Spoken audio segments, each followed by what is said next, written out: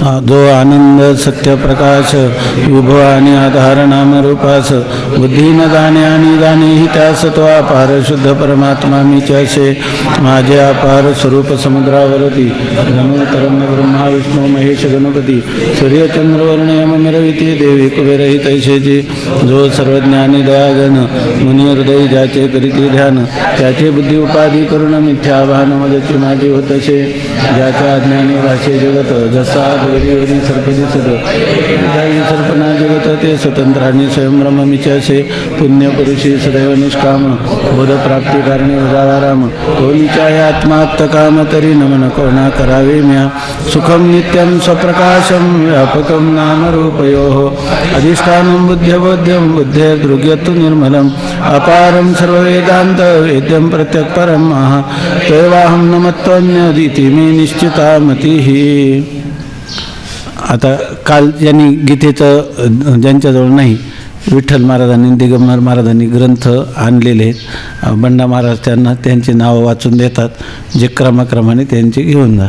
विठ्ठल महाराजांनी एक ब्रह्मविद्या प्रसारक मंडळ म्हणून स्थापन केलेले आहे. अजून त्याला काही अधिकृत रूप नाही पण त्यांनी त्यांच्यातर्फे हे 5 पुस्तकं दिलेली. तर ते बंडा महाराज नाव वाचतील क्रमाने घेऊन जा.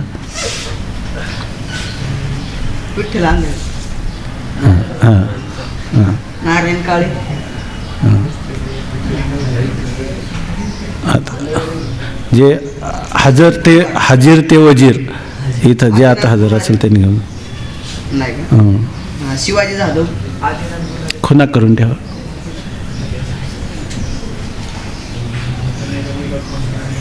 ज्यांना दिले त्यांचे शिवाजी जाधव भेटला. शिवाजी जाधव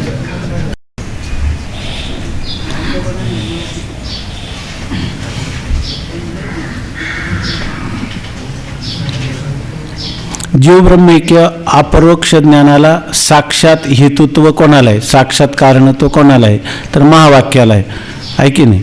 महावाक्याला आहे.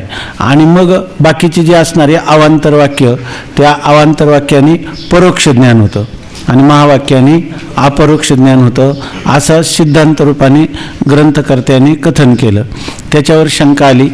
या ठिकाणी तुम्ही असं म्हणा की अवांतर वाक्य असो किंवा महावाक्य असो त्याने परोक्षच ज्ञान होतं आणि नंतर श्रवण मनन निधिध्यासन याद्वारा अपरोक्ष ज्ञान होतं. कारण का तर जर महावाक्याने अपरोक्ष ज्ञान होतं असं म्हटलं तर श्रवण मनन आणि निधिध्यासन यांना व्यर्थत्व येईल. म्हणून तो पूर्वपक्ष म्हणतो की किंवा शिष्य म्हणतो गुरुजी कदाचित तुम्ही यावर असं म्हणाल की महावाक्याने अपरोक्ष ज्ञान होतं परंतु जीव ब्रह्मैक्य ज्ञानाचं फल जे परमानंद प्राप्ती त्या परमानंद प्राप्तीला जर प्रतिबंध असेल तर त्या परमानंद प्राप्तीला येणाऱ्या प्रतिबंधाच्या निवृत्तीसाठी श्रवण मनन केले पाहिजेत. म्हणजे प्रमाण असंभावना असेल तर श्रवण, प्रमेय संभावना असेल तर मनन आणि विपरीत भावना असेल तर निधिध्यासन. त्यामुळे त्यांना सार्थकता येईल असं कदाचित तुम्ही म्हणाल. परंतु हेही म्हणणं बरोबर नाही. कारण कोणालाही एखाद्या पदार्थाचं एकदा अपरोक्ष ज्ञान झालं की त्याच्याविषयी संशय येत नाही. उदाहरणार्थ हे पुस्तक आहे असं मला जर अपरोक्ष ज्ञान झालं योग्य प्रमाणाने तर आता त्याच्याविषयी माझ्या अंतःकरणात संशयच निर्माण होत नाही. त्यामुळे जर अपरोक्ष ज्ञान तुमच्या तत्त्वमसी महावाक्याने होतं तर त्याच्यामध्ये संशय आणि विपर्यय हे होणारच नाहीत. जर झालेच नाही तर याचा अर्थ काय झालं, श्रवण मनन आणि निधिध्यासन याला व्यर्थत्व हा दोष राहणारच अशी त्याची शंका आहे. हेच वाचलं होतं ना आपण आतापर्यंत. मग त्याच्यापेक्षा तुम्ही असं माना की अवांतर वाक्य असो किंवा महावाक्य असो त्याच्यापासून होणारं ज्ञान हे परोक्ष ज्ञान आहे आणि पुढं अपरोक्ष ज्ञान होण्याची साधनं अंतरंग साधनं श्रवण मनन निधिध्यासन आहेत. म्हणजे श्रवण मनन आणि निधिध्यासन यांना व्यर्थता येणार नाही असं त्यांनी सांगितलं. त्याच्यावर आता सांगतात सिद्धांतमती केवळ महावाक्य श्रवणांपासून अपरोक्ष ज्ञान व श्रवणाधिकास सार्थकता. हेच चाललंय ना आपलं 23वा परिच्छेद. तर आता सिद्धांताचं मत सांगतात की महावाक्य श्रवणापासूनच अपरोक्ष ज्ञान होतं. तो काय म्हणतो, महावाक्य श्रवणाने परोक्ष ज्ञान होतं. हे म्हणतात महावाक्य श्रवणानेच अपरोक्ष ज्ञान होतं किंवा महावाक्य श्रवणाने अपरोक्षच ज्ञान होतं. दोन्हीकडे चकार लावायचा. महावाक्य श्रवणाने अपरोक्षच ज्ञान होतं आणि महावाक्य श्रवणानेच अपरोक्ष ज्ञान होतं किंवा महावाक्य श्रवणानेच अपरोक्षच ज्ञान होतं. आहे का नाही? दोन होतंच. हा तिथं पण लावायचं. हां त्या ओपन ते तिथं होतंच असं त्याचं लावायचं. मग आता सिद्धांत पक्ष हे सांगतो की त्याच्या मताने महावाक्य श्रवणानेच अपरोक्ष ज्ञान होतं. मग तो सांगतो आणि शिवाय तुम्हाला जी काळजी लागली श्रवण मननाला व्यर्थत्व येऊ नये, कारण श्रुतीचं वचन आहे आत्मा वारे द्रष्टव्या श्रोतव्या मंतव्या निधिध्यासितव्या हे श्रुतीचं वचन आहे. तर त्यालाही सार्थकता आहे आणि आमचा जो सिद्धांत आहे महावाक्य श्रवणापासून काय होतं, अपरोक्ष ज्ञान होतं, हेही या ठिकाणी सार्थ आहे. तर त्याचं स्पष्टीकरण सांगतात. हे पूर्वपक्षीचे म्हणणे बरोबर नाही. म्हणजे पूर्वपक्षाने जे मानलं आत्तापर्यंत ते त्याचं बरोबर नाही. कारण शब्दाचा स्वभावच असा आहे की तो व्यवहित म्हणजे दूरदेशाच्या तसेच भूत किंवा भविष्यकालच्या वस्तूचे परोक्ष ज्ञानच करून देतो. शब्दाचा एक स्वभाव आहे की जर एखादी वस्तू दूरदेशातली असली, समजा अमेरिकेतली वस्तू असली आणि तो अमेरिकेत अमुक अमुक एक पदार्थ आहे असं आपल्याला कोणी सांगितलं तर आपल्याला त्या पदार्थाचं ज्ञान झालं. पण पदार्थाचं प्रत्यक्ष ज्ञान होईल का? नाही. कारण ती वस्तू व्यवहित आहे. म्हणजे व्यवहित म्हणजे दूरच्या देशात आहे किंवा दूरच्या देशात किंवा दूरच्या कालात म्हणजे भूतकालामध्ये होऊन गेलेली किंवा अजून भविष्यामध्ये येणारी अशी जी वस्तू असते त्या वस्तूचा शब्द हा परोक्षच ज्ञान करून देऊ शकतो. किंवा एखादी वस्तू आहे पुढच्या काळात असं होणार आहे तर आमकी वस्तू उत्पन्न होणार आहे, त्या वस्तूचं आपल्याला परोक्ष ज्ञान होईल. किंवा भूतकाळात आपल्या जन्माच्या पूर्वी एखादी वस्तूचं आपल्याला कोणी वर्णन सांगितलं ते कोणतं वर्णन होणार? परोक्ष. किंवा जी वस्तू आता वर्तमान काळात आपल्या संबंधी नाही त्या वस्तूचं जर वर्णन सांगितलं तर ते आपल्याला काय असणार? परोक्षच असणार. म्हणजे शब्दाचा स्वभावच असा आहे की तो व्यवहित म्हणजे दूरच्या देशातल्या किंवा दूरच्या काळातल्या वस्तूचं परोक्षच ज्ञान करून देतो असा शब्दाचा स्वभाव आहे. ज्याप्रमाणे व्यवहित स्वर्गस्थ इंद्रादी देवांचे शास्त्ररूपी शब्दाने परोक्षच ज्ञान होते. आता उदाहरण देतात. व्यवहित स्वर्ग कसा आहे? व्यवहित म्हणजे आपण आहे मृत्यू लोकात आणि स्वर्ग आहे आपणापासून दूर, तो काही आपल्याला नेत्रेंद्रियादिकांचा विषय होऊ शकत नाही. म्हणजे तो व्यवहित आहे की नाही? मग व्यवहित असणाऱ्या स्वर्गाचं ज्ञान शास्त्रातले शब्द सांगतात की नाही? तुम्ही अग्निहोत्राचं यजन करा, तुम्ही स्वर्गाला स्वर्ग कामो यजेत, स्वर्गाची कामना असणाऱ्याने यज्ञ करावा. आता स्वर्गाचं ज्ञान झालं की नाही? स्वर्ग हा एक लोकविशेष आहे. जसा मृत्यूलोक तसा स्वर्गलोक, तो एक लोकविशेष आहे म्हणजे एक वेगळं लोक आहे. अशा प्रकारचं जर तुम्हाला ज्ञान झालं तर स्वर्गाचं तिथं कल्पतरूचे वृक्ष आहेत, चिंतामणीच्या सडका आहेत, कामधेनूची खिल्लारे आहेत. असं जर तुम्हाला जेथ देव ओळगे पायिका ना मदन ओळगे शेजारे, कामधेनूंची जेथ चंद्र शिंपे सांबरे, पवना ऐशे मनियारे ठावणे जेथ, गंधर्व गातगानी रम्य ऐशिया नाचणी, तेथ मुख्य विलासिनी उर्वशिया. बरं, उर्वशी मुख्य विलासिनी अंतवरिया. अशा प्रकारचं तुम्ही वर्णन ऐकलं. या सगळ्यांचं ज्ञान झालं की नाही? हे सगळे शास्त्रातले शब्द आहे की नाही? त्या शब्दांनी झालेलं ज्ञान कोणतं आहे? परोक्ष ज्ञान आहे. आता शास्त्ररूपी शब्दाने स्वर्गादी व्यवहित स्वर्गस्थ इंद्रादी देवांचे, स्वर्गामध्ये इंद्रादी देव आहेत, हे सगळं ज्ञान तुम्हाला कोणतं झालं? परोक्ष ज्ञान झालं. व्यवहित वस्तूचे शब्दाने अपरोक्ष ज्ञान केव्हाही होत नाही व होणे शक्यही नाही. जर वस्तू व्यवहित असेल, व्यवहित शब्दाचा अर्थ घ्यायचा दूरच्या देशात किंवा दूरच्या कालात असणाऱ्या वस्तूचं शब्दाने कधीही अपरोक्ष किंवा प्रत्यक्ष ज्ञान होत नाही. जे ज्ञान होतं ते ज्ञान कोणतं होतं? परोक्षच. नुसतं डोळ्यांनी पाहू नका, कानाने ऐकल्याबरोबर सगळं जागृत राहा आणि उत्तर बरोबर द्या. एक पुढे बसणाऱ्यांनी उत्तर नाही दिलं, पुढे म्हणजे हे सोडून द्या, यांचं काय अनेक वेळा झालेलं आहे, त्यांचं नाही. पण तुमच्यासाठी तुम्ही काय करायचं? तत्काल उत्तर द्यायचं, नाहीतर वेशीवर दरोडा आहे. हां, याच्यामुळे व्यवहित वस्तूचे शब्दाने अपरोक्ष ज्ञान केव्हाही होत नाही व होणे शक्यही नाही. अव्यवहित वस्तूचे देखील शब्द परोक्ष व अपरोक्ष असे दोन्ही प्रकारचे ज्ञान करून देतो. आता वस्तू झाल्या व्यवहित, पण एखादी वस्तू अव्यवहित असेल म्हणजे ज्याला कोणतंही व्यवधान किंवा अंतराय किंवा प्रतिबंध नाही. अव्यवहित म्हणजे दूरच्या देशातली नाही, दूरच्या काळातली नाही, आता सध्या म्हणजे वर्तमान काळात आहे आणि आपल्या समोर आहे, तिच्यामध्ये कोणत्याही प्रकारचा अडथळा, दूरच्या देशातही नाही आणि भूतकाळातली नाही आणि भविष्य काळातली नाही, वर्तमान काळातली, म्हणून तिला म्हणायचं अव्यवहित वस्तू. आता ह्या अव्यवहित वस्तूचं शब्द ज्ञान करून द्यायला लागला तर शब्द काय करून देतो, तिथं परोक्षही ज्ञान करून देतो आणि अपरोक्षही ज्ञान करून देतो. हे एक सगळ्यात प्रक्रिया येते की या ठिकाणी आपल्याला एक सिद्धांत झाला की शब्द हा व्यवहित वस्तूचं परोक्ष ज्ञान करून देतो आणि शब्द हा अपरोक्ष वस्तूचं अव्यवहित वस्तूचं परोक्ष आणि अपरोक्ष दोन्ही ज्ञान करून देतो. कसं, आता कोणती गोष्ट नुसतं म्हणल्याने चालत नाही. नाही प्रतिज्ञा मात्रेनं वस्तुस्थिती, केवळ प्रतिज्ञा केली म्हणून ते वस्तूची सिद्धी होते किंवा प्राप्ती होते असं नाही.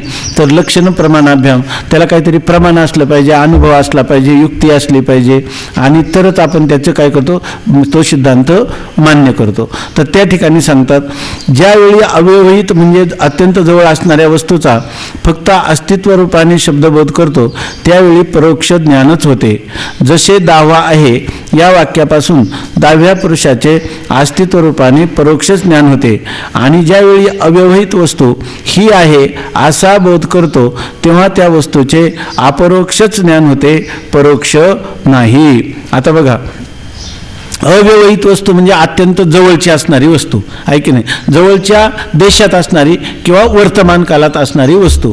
ह्या वस्तूचं शब्द जेव्हा असती म्हणजे ती वस्तू आहे एवढ्याच रूपाने आपल्याला ज्ञान करून देतो त्यावेळेला त्या वस्तूचं कोणतं ज्ञान होतं, परोक्ष ज्ञान होतं.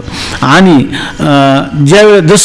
ज्यावेळेला वस्तू इदम ही वस्तू आहे, ही अमुक जी वस्तू आम्ही शब्दाने सांगितली आहे तिचं कोणतं ज्ञान झालं, तिचं कोणतं ज्ञान झालं, वस्तूचं फक्त आस्ती रूपाने वस्तू जवळ आहे परंतु ती वस्तू आहे एवढंच आपल्याला सांगितलं तर कोणतं ज्ञान होईल, आहे बरं का ती वस्तू अमुकच आहे असं सांगितलं नाही आणि ती वस्तू हीच आहे असं सांगितलं तर कोणतं ज्ञान होतं, ते सुद्धा कशाने दिलं, ही वस्तू, तर हा सुद्धा काय आहे, शब्दच आहे आणि आहे हा सुद्धा काय आहे, शब्द. पण आस्ती रूपाने जेव्हा सांगतो तेव्हा कोणतं ज्ञान होतं, परोक्ष ज्ञान. आणि इदम हाच आहे असा अंगुली निर्देश करून जवळच्या वस्तूचं किंवा हीच वस्तू आहे असं जेव्हा सांगतो तेव्हा कोणतं ज्ञान होतं, अपरोक्ष ज्ञान होतं. आता त्यासाठी उदाहरण आहे, काल आपण पाहिलं होतं की दावा बुडाला आणि दावा मरण पावला असं तो म्हणत होता आणि लक्षात येईना कालचं का तो दृष्टांत परत सांगायचा, सांगा म्हटले तर परत सांगतो नाही ना, तर दावा पलीकडे गेले, दावा बुडाला असं म्हणायला लागले म्हणजे दावा मेला. तर त्यांनी काय सांगितलं, दावा शिष्टाने काय सांगितलं, त्या सभ्य पुरुषांनी दावा आहे. मग दाव्याचं ज्ञान झालं की नाही, कोणतं ज्ञान झालं, वस्तू दावा कोण होता, तोच होता आहे की नाही. मग वस्तू अव्यवहित होती का व्यवहित होती, वस्तू व्यवहित होती का अव्यवहित होती, वस्तू व्यवहित. दावा बुडाला असं जो म्हणत होता बरोबर आहे ना, तो स्वतः काय होता, दावा. तो दूरच्या काळात होता का, दूरच्या देशात होता का, तिथंच होता आणि तोच होता आहे की नाही आणि त्याच वेळेला होता आहे की नाही. मग त्याला आता काय व्यवधान होतं का, व्यवधान नव्हतं म्हणजे अव्यवहित अशी ती वस्तू होती. परंतु पहिल्यांदा जेव्हा सांगितलं दावा आहे असं सांगितल्याबरोबर त्याला काय वाटलं, फक्त दावा आहे असं वाटलं का मीच दावा आहे असं वाटलं, दावा आहे. मग त्याला कोणतं ज्ञान झालं, परोक्ष ज्ञान. नंतर त्यांनी विचारलं की दावा कोणता आहे, तर त्यांनी सांगितलं तूच दावा आहे. मग कोणतं ज्ञान झालं, वस्तू व्यवहित होती का अव्यवहित होती, मग अव्यवहित वस्तूचं शब्दाने ज्ञान करून दिलं की नाही, परोक्ष ज्ञान करून दिलं का अपरोक्ष ज्ञान करून दिलं, परोक्ष ज्ञान करून दिलं का परोक्ष ज्ञान करून दिलं, दोन्ही करून दिली. परोक्ष ज्ञान कधी करून दिलं, आहे दावा आहे म्हटलं तर कोणतं ज्ञान झालं आणि तूच दावा आहे म्हटलं तर कोणतं ज्ञान. मग शब्दाचा स्वभाव काय आहे, दूरच्या वस्तूचं कोणतं ज्ञान करून देतो, शब्दाचा स्वभाव काय आहे? व्यवहित वस्तूचं कोणतं ज्ञान करून देतो? अरे नाही महाराज, शब्द हा दूरच्या वस्तूचं म्हणजे व्यवहित वस्तूचं कोणतं ज्ञान करून देतो? परोक्ष. आणि अव्यवहित वस्तूचं कोणतं ज्ञान करून देतो? परोक्ष आणि अपरोक्ष. जेव्हा आहे रूपाने कथन करतो तेव्हा कोणतं ज्ञान होतं? परोक्ष. आणि तूच आहे किंवा तोच आहे किंवा हाच आहे असं वर्ण, तोच म्हणण्यापेक्षा हाच आहे किंवा हीच ती वस्तू आहे असं ज्ञान करून देतो तेव्हा कोणतं ज्ञान होतं? अपरोक्ष. ठीक आहे ना? इथे अमृतानुभूती कुठल्या बापू पैकी शब्द स्मरण गाणे कशी. हा नाही, तिथं शब्दाचं खंडन करायचं. आता सध्या आपल्याला शब्दाचं महात्म्य सांगायचं की अमृताचा मृत्यू विषदू आरिसानो आहे. म्हणजे आता परमात्मा नावाचा पदार्थ आपल्याला माहीत नाही, परंतु तो आरशामध्ये जसं आपलं प्रतिबिंब पाहतो तसं त्या परमात्म्याचं प्रतिबिंब म्हणजे परमात्म्याचं स्वरूप जर आपल्याला जाणायचं असेल तर आपल्याजवळ साधन काय? शब्द आहे की नाही? मग त्या शब्दाची काय उपयोगिता आहे ते या ठिकाणी सांगतात की जर तुम्हाला ब्रह्माचं कोणतं ज्ञान करून घ्यायचं? अपरोक्ष ज्ञान. अपरोक्ष ज्ञान झाल्याशिवाय तुम्हाला संसाररूपी दुःखाची किंवा अनर्थाची निवृत्ती होत नाही. मग अपरोक्ष ज्ञान करून घ्यायचं तर अपरोक्ष ज्ञानाचं साधन काय? व्यवहारामध्ये सर्वात श्रेष्ठ शब्द हे साधन आहे. मग त्या शब्दाचा स्वभाव काय आहे तो आपल्याला सांगतात. शब्दांनी तुम्हाला परोक्ष ज्ञान होतं आणि अपरोक्ष ज्ञान. आपल्याला असं आता वाटायला लागलं की नाही, आपल्याला जर ब्रह्माचं परोक्ष ब्रह्म नावाचा वस्तू आहे, ती सच्चिदानंद स्वरूप आहे, कशी आहे याचं स्वरूप चिंतन करायचं झालं याचं, तर आपल्याला साधन कोण आहे? शब्द. म्हणून शब्द काय करील? परोक्ष ज्ञान. आणि शब्द जेव्हा महावाक्याच्या द्वारा तत्वमसी ते ब्रह्म तूच आहे असं सांगेल त्यावेळेला त्याला कोणतं ज्ञान होईल? अपरोक्ष ज्ञान होईल. असं आहे. आणि ते जे अमृतानुभवातले ते शब्दखंडन प्रकार आहे. 10व्या अशा शब्दाचं महत्त्व सांगणारे आहेत. आणि पुढे जाऊन सांगतात की पण त्यात याही प्रवेशू नाही जेतं, याला या ठिकाणी काय? याही संबंध नाही जेते. किंबहुना शब्द स्मरण आणि प्रसिद्ध पर्याय याही संबंध नाही येथे. त्या शब्दाचा आत्मस्वरूपाच्या ठिकाणी संबंध आहे का? नाही. मग शब्द काय करतात? शब्द तुम्हाला मी ब्रह्म आहे असा निश्चय करतात. त्यावेळेला ते शब्द तुमचा मी ब्रह्म नाही असं जे अज्ञान आहे की नाही, त्या अज्ञानाचा काय करतात? नाश करतात. म्हणजे फक्त ह्या शब्दाचा उपयोग काय आहे? अज्ञानाचा नाश करण्यासाठी का आत्म्याचं प्रकाशन करण्यासाठी? आत्म्याचं प्रकाशन करण्यासाठी उपयोग नाही. कारण आत्मा कसा आहे? जो आनंद सत्य प्रकाश, तो स्वयंप्रकाश आहे, तोच सगळ्यांचं प्रकाशन करतो. त्याच्या प्रकाशनासाठी कोणाची आवश्यकता नाही. याचा आपल्याला काय आहे? अज्ञान आहे की नाही. आणि त्या अज्ञानाची निवृत्ती केली पाहिजे. ती निवृत्तीसाठी साधन कोण आहे? आपल्याजवळ एकच साधन, शब्द. काय तुकाराम महाराजांनी सांगितलं? तुका म्हणे आम्हा घरी धन शब्दाचीच रत्ने, शब्दाचीच शस्त्रे यत्न करू. शब्दाची आमुच्या जीवाचे जीवन, शब्दे वाटू धन जन लोका. तुका म्हणे पहा शब्दाची हा देव, शब्देची गौरव पूजा करू. म्हणून ब्रह्मचर्याचं धन कोणतं आहे? शब्द आहे की नाही. म्हणजे काय? ब्रह्मचर्य धर्म घोकावी अक्षरे. त्याला अक्षराची घोकमपट्टी करणं हाच त्याचं काही धर्माचं अनुष्ठान आहे. ते योग्य आहे की नाही? कारण ज्या वेळेला तुम्हाला हे तत्वज्ञान झालं मग त्यावेळेला शब्दाची गरज आहे का? काही नाही. पण तोपर्यंत गरज मात्र आहे की नाही.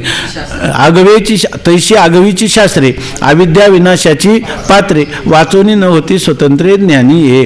अज्ञान निवृत्ती करण्यासाठी आपल्याला शब्द वाचून दुसरं कोणतंही शस्त्र आपल्याजवळ नाही. शब्द हा बहुसार उपकाराची राशी. काय? मनोनी चालविला मागे येतील त्याशी, मागुनी वाट आली ओळीची तैशी, तरले तरती गा आणि काही विश्वासी आहे की नाही. जरी तरले तरतील मग तरतील, पण विश्वासी तरतील आहे की नाही. म्हणून या ठिकाणी शब्दाचा आपल्याला खूप मोठा गौरव वाटला पाहिजे सध्या. नंतर मग नाही, नंतर काही नाही. त्यांनी सांगितलं, स्वामी महाराज सांगायचे, लहान मुलगा जोपर्यंत उभं राहता येत नाही त्याला तोपर्यंत काय करतात? त्याला बोटाने धरून उभं करतात. नंतर थोडंसं झालं की त्याच्या हातात पांगुळ गाडा देतात आणि तो पांगुळ गाड्याने चालत राहतो आहे की नाही, एकदम पांगुळ गाड्याच्या आधाराने चालत राहतो आणि नंतर त्याचं जेव्हा पहिलीला नाव नोंदवतात आहे की नाही, त्यावेळेला त्याला बोटाला धरून चालवित नाही ते आहे की नाही, आणि तो म्हणतो मला शाळेत तसं नाही जाणार, माझा पांगुळ गाडा घ्यायचा, कारण मला चालता कसं येईल. आता तू चालायला लागला, आता पांगुळ गाडा टाकून दे. तसं शब्दाच्या साहाय्याने आपल्या आत्मस्वरूपाचा अज्ञान निवृत्ती होईपर्यंत याची गरज आहे. आणि एकदा आपल्या स्वरूपात स्थिती झाली की न बोलशी करा वाचा उपाधीचा संबंध. मग त्यावेळेला काय, आता काय मौन गा तुझे राशी नाव, आता स्तोत्री के बांधीशी हाव, आणि देखशी ते तुली माव भजो काही. आता काय त्या शब्दाची सेवा करायची, हाच बोलाची वाली पेढीजे, मग ब्रह्माची याची अंगा घडीजे. हा एवढंच आहे, अर्धी ओळी काय. तर त्याच्यामध्ये बोलण्याचं काही टरपल आहे. बोलन याचे राणी हिंडता नाही की जे फळली या अक्षराची वार्ता. पण आता सध्या तसं नाही, वाच्याची केली कल्पलता विवेकाची. हे जर शब्द आपण सारखे तर विवेकाचा कल्पवृक्ष आपल्या बुद्धीमध्ये उभा राहील. म्हणजे विवेक त्याच्यापासून हे शब्द आपल्याला विचार देतील. आत्मा काय, अनात्मा काय, सार काय, असार काय, ग्राह्य काय, त्याज्य काय, नित्य काय, अनित्य काय, हे सगळं कोण सांगेल आपल्याला? शब्दच सांगेल. हां हां हा, तो शब्द इतका उपकारक आहे ना, ह्या आत्मविद्येला सहाय्य करण्यासाठी आपला स्वतःचं बलिदान करतो. म्हणजे काय, ही आत्मविद्या तुम्हाला करून दिली का तो स्वतः काय होतो, मावळून जातो, आपलं अस्तित्व ठेवीत नाही. इतकं उपकार आहे का कोणी? आपण थोडं जर कोणावर उपकार केले तर म्हणतो याला जाण नाही, हा कृतज्ञ नाही म्हणतो, कृतज्ञ नाही ऐक नाही. आणि तो शब्द काय म्हणतो, माझं कुठं नाम निशान सुद्धा नको, उलट माझं जर तू कृतज्ञता म्हणून मला वेगळं पाहायला जाशील तर तुला खऱ्या आत्मस्वरूपाची अनुभूती येणार नाही. म्हणून करावया आपण वेचे, आपलं सर्वस्व समर्पण करतो, आत्मस्वरूपात बुडी देऊन राहतो. असा शब्द फार उपकार आहे. म्हणजे शब्द काय असं कधी आपल्याला म्हणणार नाही. जर खरी शब्दाची सेवा आपण केली तर तो शब्द कधी आपल्याला अभिमान येऊ देणार नाही, आपल्याला शास्त्राभिमान येऊ देणार नाही, अहम ब्रह्मास्मी इत्तिकारक वृत्तीचा अभिनिवेश ठेवून देणार नाही. पण खरी शब्दाची सेवा केली पाहिजे. खरी शब्दाची सेवा कधी होईल? खरी शब्दाची सेवा फक्त त्या शब्दाची सेवा आत्मप्राप्तीसाठी केली असेल तर, आहे की नाही. त्याच्यासाठी आपलं विद्वत्ता, आपलं काही असणारच हम भी कुछ आहे, तर ते शब्द सुद्धा त्याला काही उलट तो म्हणतो डुबते रहो आमच्यामध्ये, आहे की नाही. कारण ते श्रुती माऊली खरी शब्दरूप आहे की नाही.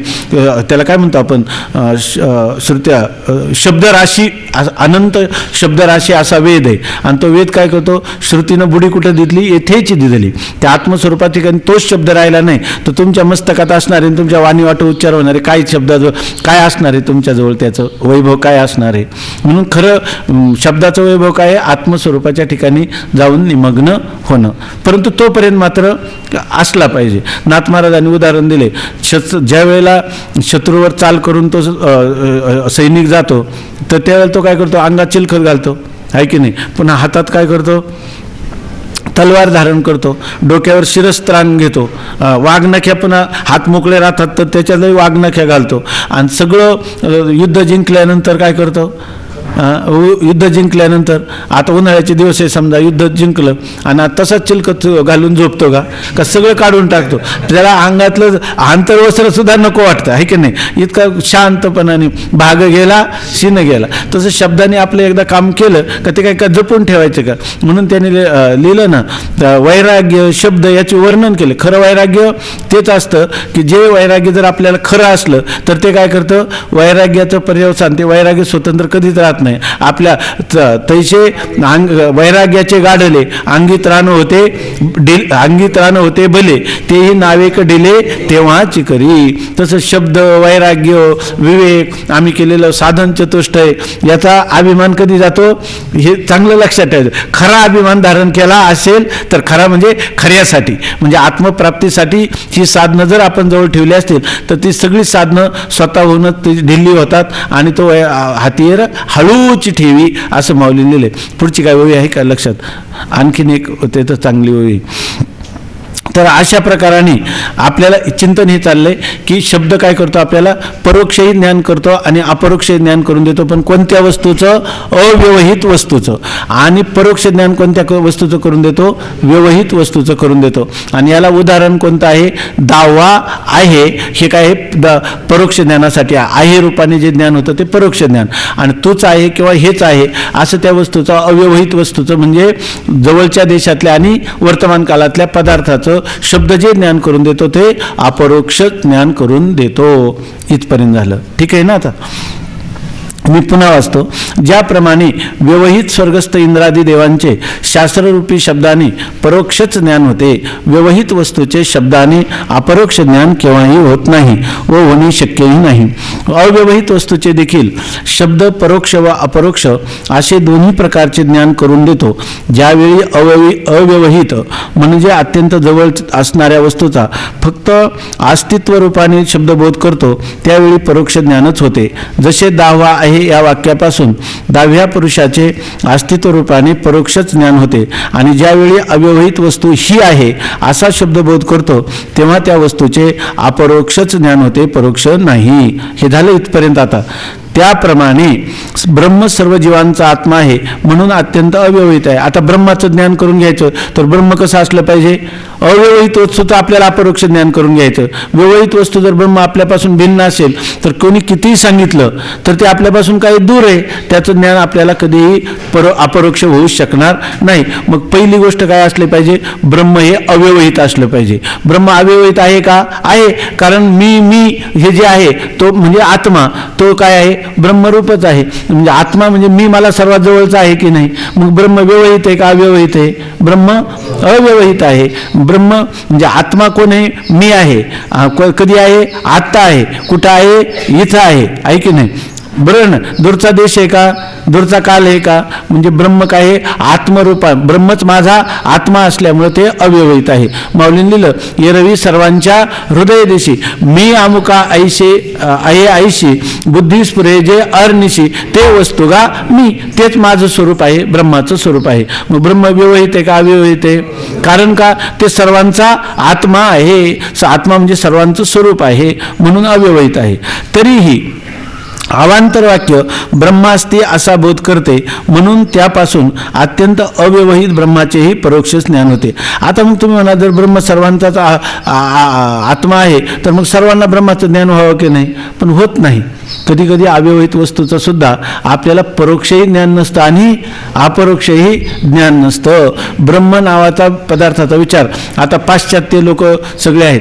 कोणाला गरज वाटते का त्याचं करायचं? त्यांना ब्रह्म नाव पण ऐकून नाही आणि ब्रह्म नाही असंही नाही ना आहे असंही नाही. त्याचं काही कोणत्या ब्रह्म नावाचे कोणते भाजी कोणत्या पदार्थाबरोबर खायचे याचा त्यांना काही संबंध नाही. मग तुम्ही सांगितलं की जगाचं अधिष्ठान ब्रह्म आहे वगैरे, तर आहे बा काहीतरी ते अधिष्ठान नित्य असलं पाहिजे, ते आनंदरूप असलं पाहिजे, ते एकच असलं पाहिजे, ते स्वयंप्रकाश असलं पाहिजे, असं काही जर तुम्ही विचार केला तर त्यांना त्याचं काय होईल? वस्तू अव्यवहित आहे की नाही? भारतातल्या माणसाचाच आत्मा ब्रह्मरूप आहे का? सगळ्यांचा आत्मा ब्रह्मरूपच आहे, तरी सुद्धा त्यांना त्याचं ज्ञान आहे का? मग तुम्ही जर सांगायला लागले तर त्यांना होईल की नाही? आणि दुसरी गोष्ट यांनी आणखी जवळची सांगितली की तुम्हाला पुन्हा एक शंका येईल, जर ब्रह्म अपरोक्षच आहे तर त्याच्याविषयी ब्रह्म होईल का? ब्रह्म नाही असा होऊ नये पण तो होतो. त्यासाठी त्यांनी उदाहरण दिलं, पुढे सांगणार आहे, तुम्ही आपल्या याच्यात वाचा, याच्या रहस्यामध्ये दिलेला आहे याच्यामध्ये. तर एखाद्या माणसाचं शिस पेन्सिल आहे, कारकून आहे, आणि त्याची शिस पेन्सिल कुठं ठेवली? कानावर, आणि तो काय म्हणतो माझी पेन्सिल हरवली. हरवल्याचा भ्रम झाला की नाही त्याला? वास्तविक पेन्सिल कुठं होती? कानाजवळ. मग दुसरा काय सांगतो त्याला?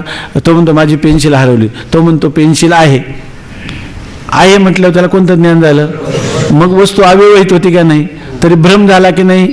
भ्रम झाला. आणि भ्रम निवृत्त करताना शब्दाने त्याला सांगितलं आहे, सांगितलं, आणि कोणतं ज्ञान झालं? पेन्सिल आहे म्हटल्यावर परोक्ष ज्ञान झालं. आणि कोणती पेन्सिल आहे? त्याला आरशासमोर उभा केला आणि कानात पेन्सिल दिसली, किंवा त्याला सांगितलं ही तुझी पेन्सिल कानावरच आहे, ज्ञान झालं की नाही? अव्यवहित वस्तूचं कोणतं ज्ञान झालं त्याला? आता अपरोक्ष. ही पेन्सिल आहे, अपरोक्ष ज्ञान झालं की नाही? तसं जरी ब्रह्म हे सर्वांचा आत्मा असला तरी त्या आत्मस्वरूपाचं अज्ञान राहू शकतं की नाही? काय लेखणी हरवली तसं ब्रह्म नाही असं अज्ञान असू शकतं की नाही. आणि त्याचं निवर्तक काय ब्रह्म आहे असं सांगितलं शास्त्रांनी किंवा शब्दरूप असणाऱ्या शास्त्रांनी त्याचं सांगितलं की त्याला परोक्ष ज्ञान होईल का नाही, होईल. आणि ते ब्रह्म तूच आहे असं महावाक्यांनी सांगितलं तर त्याला अपरोक्ष ज्ञान होईल की नाही, होईल. मग शब्द अव्यवहित वस्तूचं कोणतं ज्ञान करून देतो, परोक्षही ज्ञान करून देतो आणि अपरोक्षही ज्ञान करून देतो. ब्रह्म सर्व जीवांचा आत्मा आहे म्हणून अत्यंत अव्यवहित आहे, तरीही अवांतर वाक्य ब्रह्म अस्ति असा बोध करते. आता ब्रह्म अव्यवहित आहे, सर्वांचा आत्मा आहे, तरी सुद्धा शास्त्र काय करतं, त्याचा अस्ति रूपाने आहे रूपाने तुम्हाला परोक्ष ज्ञान करून देतं.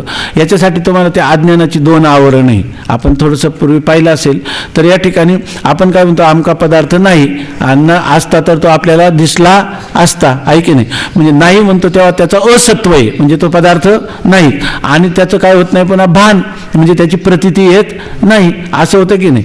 मग एक आवरण असतं असत्वापादक आणि एक असतं आभन. म्हणजे अज्ञान रूपी आवरणाचे दोन प्रकार आहे, आवरणाचे दोन कार्य आहेत. एक आहे असत्व आणि एक असत्व आपादक, म्हणजे असत्व त्या वस्तूला असत्व प्राप्त करून देणार, आणि एक आहे आभानापादक, त्याची प्रतीती होऊ न देणार किंवा त्याच्या अप्रतीतीला कारण होणार. जर समजा आपल्याला त्या पदार्थाचं असत्वापादक आवरण आहे, म्हणजे ब्रह्म नाहीच म्हणतो, आणि तुम्हाला शब्दाने सांगितलं की ब्रह्म आहे, तर त्या असत्वापादक आवरणाचं निवारण होईल का नाही. आणि ब्रह्म एक आथी, म्हणजे ब्रह्म एक आहे, असत्वापादक आवरणाचं आवरण दूर झालं की नाही, झालं. ते कोणत्या ज्ञानाने झालं, परोक्ष ज्ञानाने झालं. म्हणजे परोक्ष ज्ञानाचं कार्य काय आहे, असत्वापादक अज्ञान आवरणाची निवृत्ती करणं. मग जर आपल्या ठिकाणी असत्वापादक आवरण असेल तर ते निवृत्त करण्यासाठी काय केलं पाहिजे, परोक्ष ज्ञान संपादन केलं पाहिजे.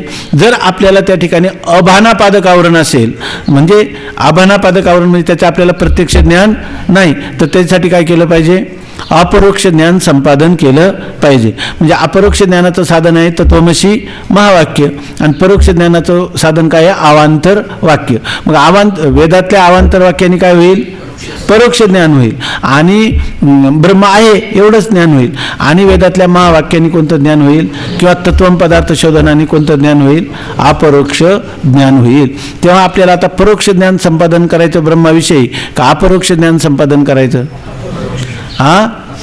अपरोक्ष ज्ञान. पण अपरोक्ष ज्ञान हे परोक्ष ज्ञान पूर्वकच होईल का साक्षात अपरोक्ष होईल, आपल्याला दोन्ही करावे लागते. मग आता परोक्ष ज्ञानाला जास्त कष्ट आहेत का अपरोक्ष ज्ञानाला जास्त कष्ट आहे, परोक्ष ज्ञानाला जास्त कष्ट आहे, अपरोक्ष ज्ञानाला जास्त कष्ट नाही. कारण परोक्ष ज्ञान यथार्थ झालं का अपरोक्ष ज्ञानाला काय म्हणायचं, त्या ब्रह्माला फक्त परोक्ष असणाऱ्या ब्रह्माला काय म्हणायचं, फक्त परोक्ष ज्ञानात झालेलं जे ब्रह्म आहे त्याला काय म्हणायचं, फक्त मी. आणि याच्यासाठी किती, यासाठी काय नाही ते तर आहेच, वनांतरा नाही तर क्षेत्रांतरा काय पण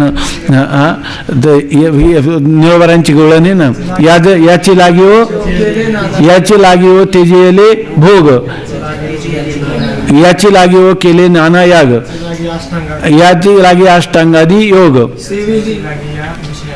याची लागी विषयांचा त्याग हो, जन्म जन्मांतरी केली हे सूचना. अशा प्रकारचं निळवराय म्हणतात. हे काय याच्यासाठी काय काय केलं, शेविली गंगेची तटाके उदास असं म्हटलेले. आणि तुकाराम महाराज म्हणतात काय पृथ्वीचं याजसाठी योग काय, ब्रह्मज्ञान जरी कळे उठाउठी तरी काय हिमपुटी वेदशास्त्रे, शास्त्राचे भांडण तपतीर्थाटन व्यासही आमोप ग्रंथ केले, उरुचे भ्रमण याजसाठी, याजसाठी जप, याजसाठी तप, व्यासही आमोप ग्रंथ केले. आज याजीसाठी तुका म्हण याजसाठी संत पाय हे शेवावे तरीच तरावे तुका म्हणे. पुन्हा एवढे जप तप केलं एवढं नाही, तर हे करत असताना सुद्धा संत पाय हे शेवावे. नाही तर म्हणजे ब्रह्मज्ञान जरी कळे उठी किंवा ब्रह्मज्ञान नव्हे लेकुराच्या गोठी, तेथ व्हावा पोटी अनुताप असं सांगितलं. याच्यासाठी एवढी साधनं करावं लागतात. कशासाठी, परोक्ष ज्ञान होण्यासाठी. आणि अपरोक्ष ज्ञान होण्यासाठी काय, फक्त त्याला मी म्हणायचं. आता हे काय याला सुद्धा भरपूर आहे, कारण हे जे सांगितले ना उपाय, हे कशासाठी? याजसाठी संत पाय सेवा आहे. परोक्ष ज्ञानासाठी का अपरोक्ष ज्ञानासाठी सांगितलंय? अपरोक्ष ज्ञान व्हावं म्हणून. ते काय सोपं आहे का? परोक्ष ज्ञान हे अपरोक्ष ज्ञानाला सहाय्यभूत आहे की नाही? कारण परोक्ष ज्ञान अगोदर नसेल तर अपरोक्ष ज्ञान होईल का? होणार नाही. आता सांगतात ब्रह्म सर्व जीवांचा आत्मा आहे म्हणून अत्यंत अव्यवहित आहे, तरीही अवांतर वाक्य ब्रह्म असती असा बोध करते, म्हणून त्यापासून अत्यंत अव्यवहित ब्रह्माचेही परोक्ष ज्ञान होते. अवांतर वाक्य फक्त ब्रह्म आहे असा बोध करतात, म्हणून त्यापासून होणारं ज्ञान कोणतं होतं? परोक्ष ज्ञान होतं. आणि त्याच्यापासून कोणतं आवरण दूर होतं? अज्ञानाचं असत्वापादक आवरण दूर होतं. आणि 10वा तू आहेस या दृष्टांतातील वाक्याप्रमाणे तू ब्रह्म आहेस या अर्थाच्या महावाक्यापासून श्रोत्यास ब्रह्माचे आत्मत्वाने अपरोक्षच म्हणजे प्रत्यक्ष ज्ञान होते. 10वा तू आहेस या वाक्याप्रमाणे जसं परोक्ष ज्ञान होतं आणि तू 10वा आहेस म्हटल्यावर काय होतं? अपरोक्ष ज्ञान. तसं ब्रह्म आहे किंवा सत्यम ज्ञानम अनंतम ब्रह्म अशा श्रुतीवचनापासून आपल्याला परोक्ष ज्ञान होतं. आणि नंतर तत्वमसी ते तूच आहे या महावाक्यापासून आपल्याला ब्रह्माचं अपरोक्ष ज्ञान होतं. अपरोक्ष ज्ञान म्हणजे ते ब्रह्म मीच आहे, ऐक नाही, ते ब्रह्मच माझा आत्मा आहे असं जे ज्ञान होतं ते कोणतं ज्ञान आहे? अपरोक्ष ज्ञान. आणि ह्या अपरोक्ष ज्ञानाने कोणतं आवरण दूर होतं? अभानापादक आवरण दूर होतं.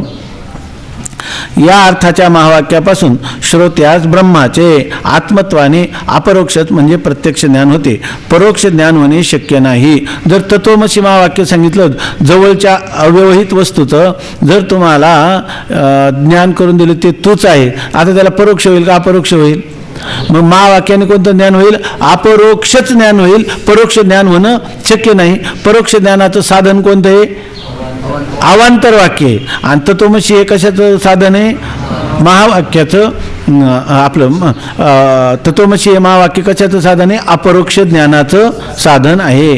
त्यांनी तत्वमसी महावाक्याचं उच्चारण केलं श्रीगुरूंनी आणि त्या अधिकारी शिष्याच्या श्रोत्राशी त्याचा संबंध झाला की त्याला ब्रह्माचं परोक्ष ज्ञान होतं. का अपरोक्षच होतं? अपरोक्षच होतं. असं चांगलं लक्षात घ्यायचं आहे की नाही. आता ब्रह्म अपरोक्ष ज्ञानानंतर असंभावनादी संभवतच नाहीत म्हणून श्रवणादिकांना व्यर्थत्व आहे हेही म्हणणे बरोबर नाही. आता तो काय म्हणत होता? ब्रह्माचं जर अपरोक्ष ज्ञान झालं तर असंभावनादी होतच नाही. प्रमाणा संभावना, प्रमेया संभावना आणि विपरीत भावना. जर तुम्हाला हे पुस्तक आहे असं ज्ञान झालं तर या ठिकाणी हे पुस्तक नसून घट आहे अशी विपरीत भावना होईल का? हे पुस्तक आहे का हा घट आहे असा तरी संशय येईल का? येणार नाही. मग जर आणि तुम्ही काय म्हणता कोणतं ज्ञान होतं? महावाक्याने कोणतं ज्ञान होतं? अपरोक्ष ज्ञान. आणि अपरोक्ष ज्ञान झाल्यावर पुन्हा काय म्हणता मध्ये? तर त्या मनुष्याला भ्रम झाला. बरोबर ना? म्हणजे त्याला निष्प्रतिबंध आनंदानुभूती आली नाही म्हणजे त्याला मध्ये काय मानला? प्रतिबंध. प्रतिबंध कोणता आहे? असंभावना आणि विपरीत भावना. आणि त्याच्या नाशासाठी किंवा त्याच्या निवृत्तीसाठी काय केलं पाहिजे? श्रवण मनन निधिध्यासन अशी संगती गुरुजींनी सांगितली. परंतु तो शिष्य म्हणतो की गुरुजी असं होणं शक्यच नाही. एखाद्या पदार्थाचं अपरोक्ष ज्ञान झालं, प्रत्यक्ष ज्ञान झालं म्हणायचं आणि त्याच्याविषयी असंभावना आणि विपरीत भावना होणं शक्यच नाही. आणि तुम्ही तर सांगतात. आणि कशासाठी तुमचा एवढा आटापिटा आहे? त्या श्रवण मननाला व्यर्थत्व येऊ नये हा जो मी घेतलेला आक्षेप आहे त्या आक्षेपाची संगती, बरोबर ना? त्याला म्हणतात आक्षेप संगती. तर ते सांगण्यासाठीच तुम्ही हे म्हणता ना. पण हे तो उदाहरण तुम्ही कुठं द्या असं कधी व्यवहारात घडतच नाही असं तो म्हणतो. ब्रह्म अपरोक्ष ज्ञानानंतर असंभावनादी संभवतच नाहीत म्हणून श्रवणादिकांना व्यर्थत्व आहे हेही म्हणणे बरोबर नाही. पण त्याला श्रीगुरू काय सांगतात? हेही तुझं म्हणणं बरोबर नाही. पूर्वपक्षाला काय वाटतं? आता मी जे विधान केलंय हे काय झालं? दगडावरची रेग आहे, आकाटे. याचं आता सिद्धांती खंडन करू शकणार नाही. परंतु ते स्वामी महाराज म्हणतात सिद्धांती ह्या पूर्वपक्षाचं बारसं जेवलेलं आहे. त्यामुळे तो काय म्हणतो? एवढं सांगितलं ना त्यांनी तरी म्हणतो हे तू जे म्हणाला पण हे म्हणणे बरोबर नाही. आता बरोबर नाही प्रतिज्ञा मात्रेने वस्तुस्थिती. गुरुजी जरी बरोबर नाही म्हटले किंवा सिद्धांती तर त्याला पटवून दिलं पाहिजे की नाही? ते सांगतात. आता हेही म्हणणे बरोबर नाही. जसे राजाला भरचूचे नेत्राने अपरोक्ष ज्ञान झाले असूनही भरचू मेला व भूत झाला ही विपरीत भावना होतीच. यावरून अपरोक्ष ज्ञानानंतरही असंभावनादी राहणे शक्य आहे. त्याचप्रमाणे महावाक्य श्रवणाने जीव ब्रह्मैक्य ज्ञान झाले तरीही मी ब्रह्म नाही, मी मनुष्य आहे, अशा प्रकारची असंभावना विपरीत भावना राहणे शक्य आहे. अनंत लोक वेदांत महावाक्याचे श्रवण करतात, त्यापासून त्यांना मी ब्रह्म आहे असा शाब्दबोध होऊनही अनंत पूर्वजन्माच्या संस्काराने देहादिकांच्या ठिकाणी ब्रह्मात्मैक्य ज्ञानाहून विपरीत देहात्मबुद्धी असते. हे अनुभव सिद्ध आहे. बघा आता या ठिकाणी परोक्ष ज्ञान आणि अपरोक्ष ज्ञान, व्यवहित वस्तूचं परोक्ष ज्ञान होतो शब्द करून देतो, अव्यवहित वस्तूचं परोक्ष आणि अपरोक्ष ज्ञान दोन्ही शब्द करून देतो. आता याविषयीची एक विद्यारण्य स्वामींनी तृप्तिदीपामध्ये एक कथा दिलेली आणि ती कथा इथं टिप्पणीमध्ये लिहिलेली. ती कथा आपण अगोदरच त्याचं चिंतन केलेलं आहे, तरीसुद्धा ती तुम्ही म्हटले तर मी वाचून दाखवतो. नाहीतर घरी आता तुम्हाला माहीतच आहे, वाचण्याची आवश्यकता नसली तर वाचत नाही. काय करायचं? हां सांगा. हां सांगा नाही, वाचा म्हणा. हां 10 पुरुष प्रवासात, बघा याविषयी सांगतात. कारण 10 पुरुष प्रवासात निघाले असता मध्ये एक नदी लागली. मी सावकाश वाचतो वाटलं तर. हां बरं, 10 पुरुष प्रवासाला निघाले, मध्ये एक नदी लागली. ती नाही हे मागं झाले तर मागं टिप्पणी ना ती सांगतो आता. हा म्हणून मागं विषय घेतला, कारण ही टिप्पणी आपण वाचली नाही म्हणून घेत. ती सांगितली ना. हां ठीक आहे, मग तर त्याची काही गरज नाही ना. पुढली कथा ना. हा काय काय बोला तुम्ही सांगा. भरचूची कथा ना. हा ठीक आहे, ती तर येणारच आहे आता. हो ती येणार आहे, पण मागची सांगितली नाही ना, मागची वाचली नाही आपण. जे काय टिप्पणी आहे ती वाचली नाही. लक्षात आलं ना. आता त्यांनी सांगितलं महावाक्य श्रवण केल्यानंतर विपरीत भावना कधी होणं, प्रत्यक्ष ज्ञान जर झालं तर विपरीत भावना होणं शक्य नाही, असं त्या शिष्याने काय केली ती शंका. आता त्याला हे पटवून द्यावं लागेल की एखाद्या पदार्थाचं अपरोक्ष ज्ञान झालं तरी मनुष्याला असंभावना किंवा विपरीत भावना होऊ शकते असं सांगितलं. बरोबर ना. मग आता फक्त भरचूची कथा याच्यामध्ये तर ती सांगतो की या ठिकाणी ब्रह्म अपरोक्ष ज्ञानानंतर असंभावनादी संभवतच नाही, म्हणून श्रवणाधिकांना व्यर्थत्व आहे हे म्हणणेही बरोबर नाही. जसे म्हणजे उदाहरण सांगतात. राजाला भरचूचे नेत्राने अपरोक्ष ज्ञान झाले असूनही, म्हणजे राजाला भरचूच्या काय झालं, अपरोक्ष ज्ञान झालं, तरीसुद्धा तो काय म्हणायला लागला, भरचू मेला आणि भूत झाला, भरचू मेला आणि भूत झाला, अशी विपरीत भावना होतीच. म्हणजे याचा अर्थ तुम्हाला सिद्ध करता आलं पाहिजे काय, एखाद्या पदार्थाचं अपरोक्ष ज्ञान झालं तरीसुद्धा त्याच्याविषयी विपरीत भावना किंवा असंभावना होऊ शकते. हा भरचू नाहीच म्हणजे भरचू असणं शक्यच नाही, असंभावना झाली की नाही. आणि हा भरचू नाही तर भरचू मेला आणि कोण झाला, भूत झाला, म्हणजे हे काय आहे, भूत आहे, अशी विपरीत भावना झाली की नाही. आता झाली कशी काय, तुम्ही म्हणता एवढ्या 2 शब्दाने आम्हाला भरचू नावाचं काय प्राणी काय अजून माहीतच नाही, तर ती गोष्ट खाली दिलेलीच आहे. मी थोडक्यात सांगतो तुम्हाला. तेव्हा जशी ही मागची वाचून तुम्हाला कळलीच की नाही सांगण्यात आलं, तशी ही पण कळणार आहे, तेव्हा कशाला वाचू. तर मी थोडक्यात सांगतो. तर याच्यामध्ये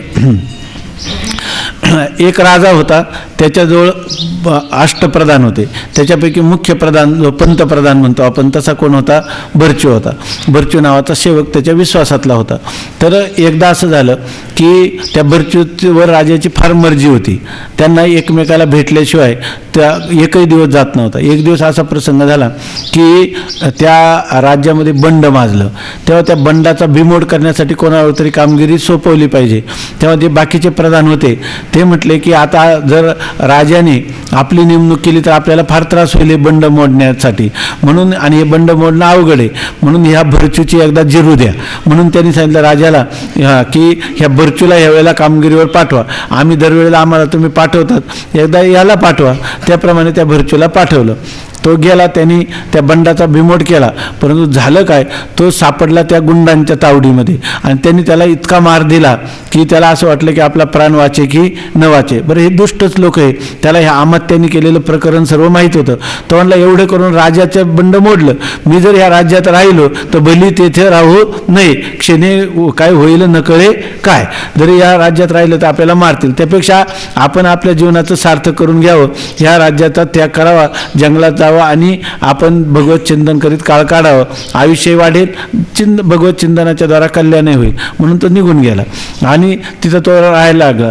पुढं काय झालं की ह्या लोकांना असं वाटलं की हा जर भरचू विजय संपादन करून आलेला मारून टाकू, परंतु हा तर निघून गेला. मग त्यांनी विचार केला, हा जर गेला समजा कदाचित कुठेतरी जंगलात आपल्या भीतीने गेला असेल, राजा शिकारीला जातच असतो, गेला आणि राजाची त्याची भेट झाली आणि त्याला हे सगळं प्रकरण कळलं तर मग आपली बरी सोय नाही. मग असं काहीतरी योजना केली पाहिजे की हा भरचू मेला, पण राजाला भेटला तरी भरचू आहे नाही वाटलं पाहिजे. म्हणून त्यांनी सांगितलं की भरचू मेला, तो भूत झाला, बऱ्याच लोकांना रानात भेटतो आणि तो त्रास देतो.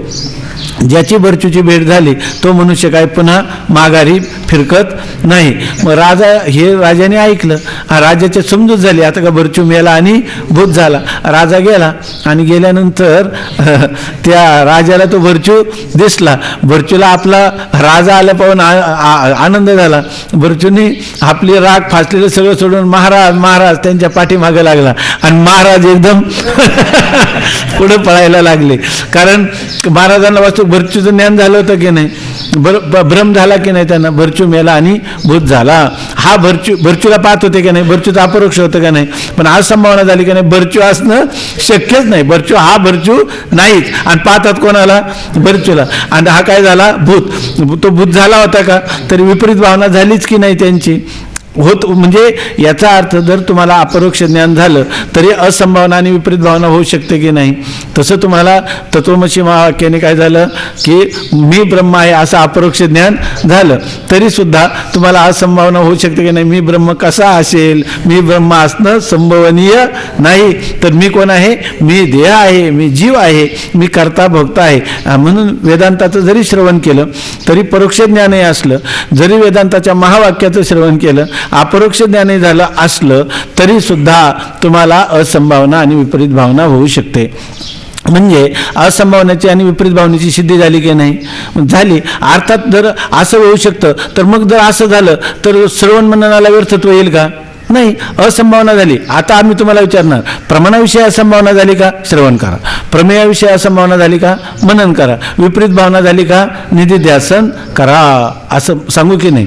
आता गोष्टीपेक्षा जास्त, वाचण्यापेक्षा जास्त वेळ सांगितली आपण, आहे की नाही, त्यामुळे पुन्हा वाचण्याची गरज नाही. आता सांगतात की त्याचप्रमाणे महावाक्य श्रवणाने जीव ब्रह्मात्मैक्य ज्ञान झाले तरीही मी ब्रह्म नाही, मी मनुष्य आहे, अशा प्रकारचे असंभावना विपरीत भावना राहणे शक्य आहे. अनंत लोक वेदांत महावाक्याचे श्रवण करतात. अनंत लोकांमध्ये कोणाचा समावेश आहे, आपला सोडून का आपलाच धरायचा, आणि जे लोक श्रवणच करत नाही त्यांचा तर विषयच नाही ना. मग अनंत लोकांमध्ये हे बहुनाम जन काय, मनुष्यानाम सहस्रेषु, पण त्यांना सुद्धा काय म्हटले, अनंत लोकांमध्ये वेदांत महावाक्याचे श्रवण करतात. आता किती लोक आहेत आपणच आहे की नाही, वेदांत महावाक्याचं श्रवण केलं, त्यापासून मी ब्रह्म आहे असा शब्दबोध होऊ नये. शब्दाच्या द्वारा मी कोण आहे, ब्रह्म आहे. शब्दबोध म्हणजे शास्त्राला जसं परोक्ष ज्ञान करून द्यायचं तसं अपरोक्ष ज्ञान सुद्धा तत्वमसी महावाक्याने करून द्यायचं. हे आपण कळलं की नाही, हे आता आपलं कळलं की नाही. मग आपल्याला अपरोक्ष ज्ञान ब्रह्माचं होतं हे आपला सिद्धांत कळला की नाही. मग कळला तर पुढं परमानंद व्हायला पाहिजे की नाही, दुःख ते काहीचे नाही स्वप्नाचे असं व्हायला पाहिजे की नाही. रात्री त्यांनी एक फार चांगलं प्रमाण सांगितलं. स्वप्नामध्ये तुकाराम महाराजांचं एक चौचरणी अभंग सांगितलं पण माझ्या लक्षात नाही. तर त्याच्या ठिकाणी म्हणजे दुःख जे आहे ना, ते दुःख त्याला कधी होऊ नये आणि परमानंदाची प्राप्ती व्हावी की नाही. पण तरी झालं का आपल्याला, नाही. मग हा खरा बोध जो झाला आपल्याला तो कोणता झाला, शब्दबोध झाला आहे. म्हणजे हे आपल्याला शब्दाने कळलेलं आहे, अनुभूतीनं कळलेलं नाही, आहे की नाही. मग शब्दबोध होणारे असे थोडे लोक आहेत का? कितीतरी अनंत लोक आहे वेदांत शास्त्राचं श्रवण करून त्यांना शब्दबोध होऊनही अनंत पूर्वजन्माच्या संस्काराने, परंतु त्यांचे संस्कार वेदांत कधी ऐकला? या जन्मात. आणि संस्कार किती आहेत? अनंत जन्माचे. त्यामुळे त्यांना ब्रह्मात्मैक्याहून विपरीत देहात्मबुद्धी असते. त्यांना संस्कारामध्ये देहाच्या ठिकाणी मी ब्रह्म आहे असं बुद्धी नसून मी कोण आहे? देह आहे, अशा प्रकारची विपरीत बुद्धी होते की नाही त्यांना. आणि मी ब्रह्म नाही, मी ब्रह्म असणं काही नाही, शक्यच नाही. ही गोष्ट त्यांना काय आहे? अनुभव सिद्ध आहे की नाही. शब्दाने काय वाटतं? मी ब्रह्म आहे असा शब्द, आणि अनुभवाने काय सिद्ध होतं? मी देह आहे. असे काय आहे? अनंत लोक आहेत. जर त्यांचा शोध करायला गेला आपण तर ते सापडतील का नाही अनंतामध्ये? आपल्याला किती सापडतील? किती सापडतील त्या अनंत लोकांमध्ये आपल्याला? बहुतेक सापडतील, असे की नाही. बहुतेक सापडण्याची गरजच काय आहे? त्याचं उदाहरण मीच आहे की नाही. त्याचं उदाहरण काय आहे? आता आपणच किती वर्षानुवर्ष श्रवण करतो, हा शब्दबोधच आहे ना. आणि जर आपल्याला मी देह आहे, करता भोगता आहे, तरी अभि तो खास स्वारी आ गई, आहे की नाही. ते स्वामी महाराज सांगितली होती का गोष्ट? स्वामी महाराज गोष्ट सांगायचे की आईनं बाहेर धान्य वाळायला घातलं होतं आणि मुलगा आला खेळत खेळत आणि तो त्या धान्यावरच लोळायला टाकला लागला. आता ते धान्य इकडं तिकडं पांगायला लागलं, माती मोल व्हायला लागलं. आई म्हणे गाढवा त्याच्यामध्ये लोळतं का? म्हणे तू गाढव आहेस का? असं त्याला म्हटले, ऐके नाही. बाजूला हो. तो बाजूला सरकला, गंमत पाहत राहिला. थोड्या वेळाने खरोखरच गाढव आलं आणि त्याच्यात लोळायला लागलं. तो म्हणला आई अभि तो स्वारी आ गई, खास स्वारी आ गई, ऐके नाही. तेव्हा इकडचं तिकडचं पाहायची काही गरजच नाही. आपणच त्याचं काय आहे? स्वतः प्रतिनिधी आहे, ऐके नाही. शब्दबोध होऊनही त्या ठिकाणी अपरोक्ष आत्मबोध किंवा अपरोक्ष अनुभूती, आत्मा अनुभूती येत नाही. श्रवण तर करतात, ऐके नाही. म्हणून या ठिकाणी त्यांना साक्षात्कार कशात होतो? ब्रह्माचा होतो का दुःखाचा होतो? दुःखाचा साक्षात्कार होतो, शब्दबोध होऊ नये. म्हणजे याच्यातून आपण हे लक्षात घ्यायचं की बऱ्याच वेळा वेदांताचा बराच काळ श्रवण करूनही आपली जी स्थिती आहे त्या स्थितीमध्ये परिवर्तन होत नाही, ऐक नाही. परिवर्तन झालं पाहिजे याच्यासाठी सांगतात.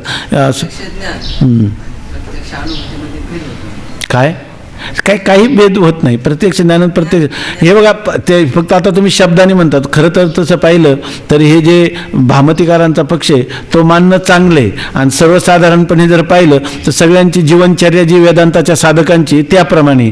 परंतु आता हे विवरणकारांचा मोठ्यांचा पक्ष आहे, यांनी त्याचा अभिनिवेश धरलेला आहे. पंचदशीकाराने अभिनिवेश धरलेला नाही, पंचदशीकाराने. म्हणून त्यांनी काढलेलं ना विद्यारण्य प्रभृती असं लिहिलेलं आहे. कारण हे जर आता आपण शब्दाचं जर करत बसलं तर मग त्याने तुम्ही आतापर्यंत गेलेलं फुकट गेलं ना. अव्यवहित वस्तू शब्द काय करतो?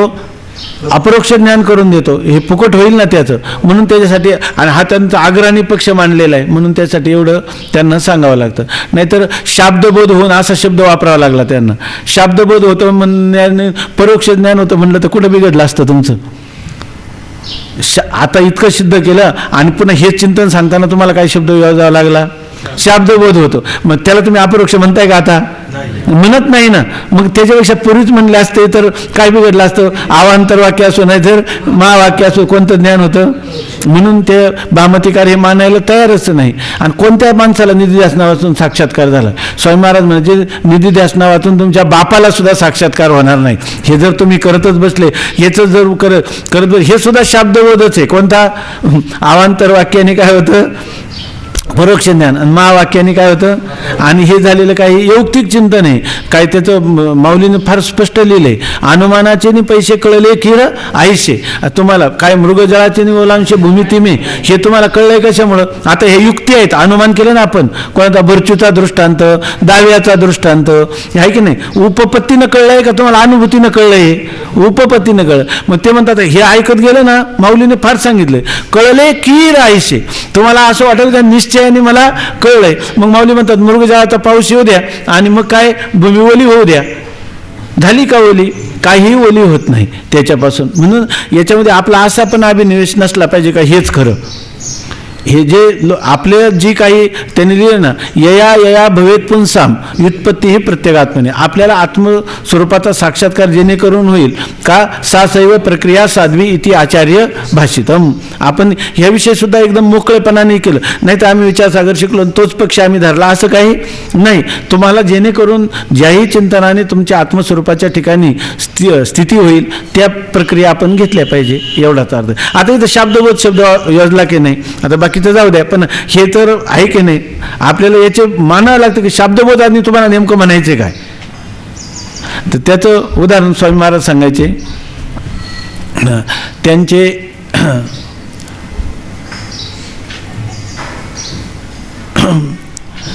आपल्याला माहीत असेल काशीला राजराजेश्वर शास्त्री द्रविड म्हणून, पण महापुरुषाची कथा सांगतो, काही गैरसमज करू नका घेऊ, ते आपल्याला एक आदर्शभूत व्यक्तित्व एक सांगतात. तर स्वामी महाराजांच्या गुरूंचे ते गुरुबंधू होते राजराजेश्वर शास्त्री द्रविड, की संपूर्ण भारतामध्ये ज्यांना सर्वात उच्च कोटीचे पंडित मानत होते.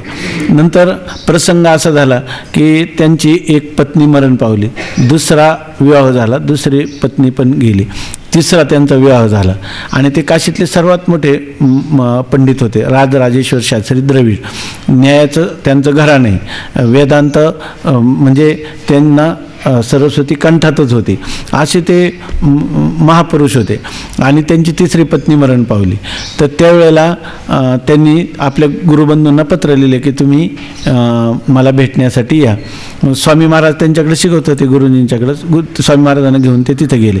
काशीला गेल्यानंतर तिथं सांगवेद विद्यालय म्हणून अजूनही आहे, की भारतातले म्हणजे खास वेदाचे अध्ययन करणारे विद्यार्थी तिथे येतात. संख्या कमी असते पण निवडक असतात. तर ते भेटायला गेले आणि गेल्यानंतर ते रडायला लागले. मग त्यांना समजावून सांगितलं की आपण वेदांताचं चिंतन करतो त्याप्रमाणे हे सर्व स्वप्नतुल्य आहे, नंतर प्रारब्ध भोगणं अटळ आहे या ठिकाणी, आणि याच्यामध्ये पश्चाताप करून काही उपयोग नाही. यद भावी तद भावी भावी चेतन तद अन्यथा इति चिंता विषग्नोयम बोधो भ्रम निवर्तक, असं काही थोडं बोलले त्यांना. मग ते थांबले. त्याच्यानंतर जेवणाची वेळ झाली. मग त्यांनी सांगितलं की आता आपण भोजन करू. मग ते जेवायला बसले. जेवायला बसल्यावर पुन्हा ते जेवण जेव्हा पुढं आले तेव्हा त्यांच्या डोळ्याला पुन्हा धारा लागल्या. तर ते म्हणले की आज जर माझी पत्नी असती तर तिने काही पदार्थ केले असते, तुम्हाला वाढले असते, तिथं वाढणं किती प्रेमाने होते, काय त्यांच्या गुणाचं वर्णन करायला लागले, धारा लागल्या त्यांच्या. ते म्हणले नको, आता जेवायला बसले, तुम्ही हा शोक आवरला पाहिजे. ते म्हणले शोक आवरतच नाही म्हणे, आणि त्यांचा शोक काय अनावर झाला. मग ते लगेच तिथं स्वयंपाकघरातच जेवायला बसले होते. ते स्वामीजींचं नाव होतं पूर्वाश्रमीचं श्रीधर. ते म्हणले श्रीधर एक काड्याची पेटी घेऊन ये.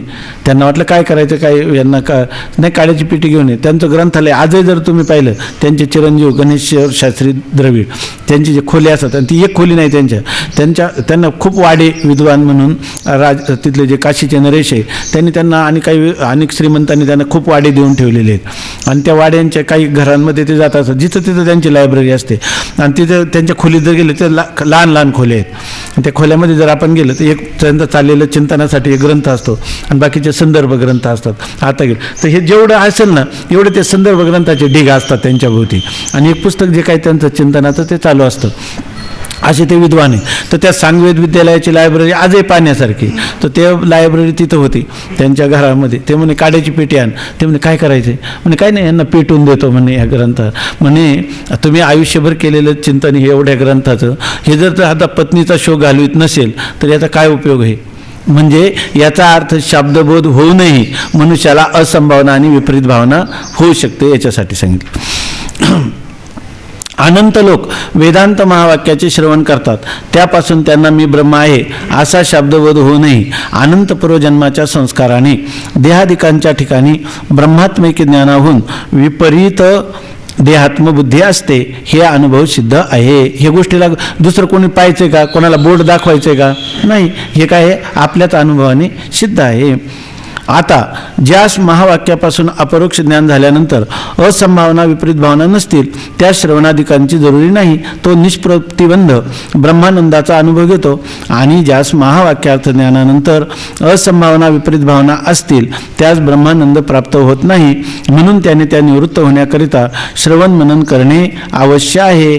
आता जर एखाद्या मनुष्याला अपरोक्ष ज्ञान झालं आणि त्याला जर असंभावना आणि विपरीत भावना नसतील तर त्याला काही साधन करण्याची गरज आहे का? श्रवण मनन निधिध्यासन हे करण्याची गरज आहे का? नाही. आता तुम्ही म्हणणार श्रवण मनन निधिध्यासनाला व्यर्थत्व येणार, मग पण व्यर्थत्व येणार नाही, कारण श्रवण मनन निधिध्यासन करून काय करायचे?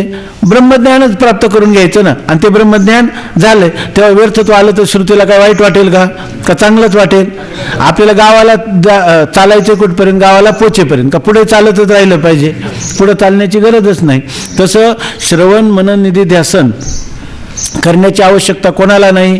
जर त्याला अपरोक्ष साक्षात्कार झाला त्याला हे करण्याची गरज नाही. आणि समजा जर कोणाला असंभावना आणि विपरीत भावना उत्पन्न झाल्या तर त्याला श्रवण मनन निधिध्यासन करण्याची त्याला काय आवश्यकता आहे. मग त्याच्यासाठी ते सार्थक आहे की नाही? आहे. आणि पार निरर्थक आहे का? नाही. ज्याला जोपर्यंत अपरोक्ष ज्ञान झालं नाही तोपर्यंत काय येते? अपरोक्ष ज्ञान झाल्यानंतर असंभावना विपरीत भावना आहेत तोपर्यंत त्याचं काय आहे? सार्थकत्व आहे. आणि जर ज्याला महावाक्याच्या अर्थाच्या ज्ञानानंतर असंभावना विपरीत भावना राहिल्याच नसतील तर त्याला श्रवण मननाची गरज पण नाही. आणि हे कोणाला कळेल?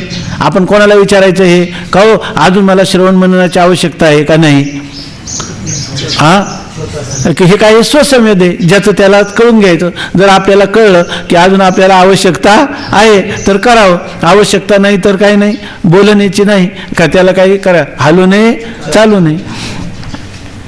हां, म्हणून श्रवणाधिकांना व्यर्थत्व घडत नाही. श्रवणाधिकांना व्यर्थत्व आहे का? नाही. असंभावना विपरीत भावना असेल तर श्रवण मनन निधिध्यासन आवश्यक आहे आणि नसेल तर त्याची गरजही नाही. कारण कशासाठी आहे?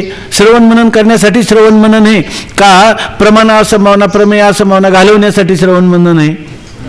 घालवण्यासाठी. आणि ते जर तुम्हाला उत्पन्न झाले नसेल तर साधन करण्याची काय गरज आहे? इस्त्री केलेला कपडा अंगात घालून आला आणि म्हणलं काय हात धुतलाच नाही तुम्ही अजून? अरे धुतला अगोदर, त्याला मग इस्त्री केली मग घातलेला, आता त्याला धुण्याची गरज आहे का काही? चुरगळून जाईल ना आणखी तो, आहे की नाही? म्हणून त्याला त्याची गरजच नाही. म्हणून श्रवणाधिकांना व्यर्थत्व घडत नाही हे सिद्ध झाले. या प्रकाराने ज्ञान प्रतिबंध निवृत्तीद्वारा श्रवणाधी ज्ञानसाधने आहेत, साक्षात नाही. असं जर पाहिलं तर ज्ञानाला येणारे जे प्रतिबंध, ज्ञानाला येणारे प्रतिबंध कोणते? प्रमाण असंभावना, प्रमेय असंभावना आणि विपरीत भावना. या प्रतिबंधाच्या निवृत्तीद्वारा म्हणजे यांची निवृत्ती करून श्रवणादी ज्ञानसाधने आहेत. श्रवणादी ज्ञानसाधना आहेत, ज्ञानाची साधना आहेत की नाही? कशाची साधने? प्रतिबंध निवृत्तीची साधने का ज्ञानाची साधने? ती साक्षात प्रतिबंध निवृत्तीद्वारा ज्ञानसाधने आहेत, साक्षात नाही. मग साक्षात साधन कोण आहे? तत्वम पदार्थ शोधन किंवा महावाक्याचा श्रोत्राशी आलेला संबंध. ठीक आहे ना? पुंडलिक वरदा हरी विठ्ठल श्री ज्ञानदेव तुकाराम ज्ञानेश्वर महाराज की जय.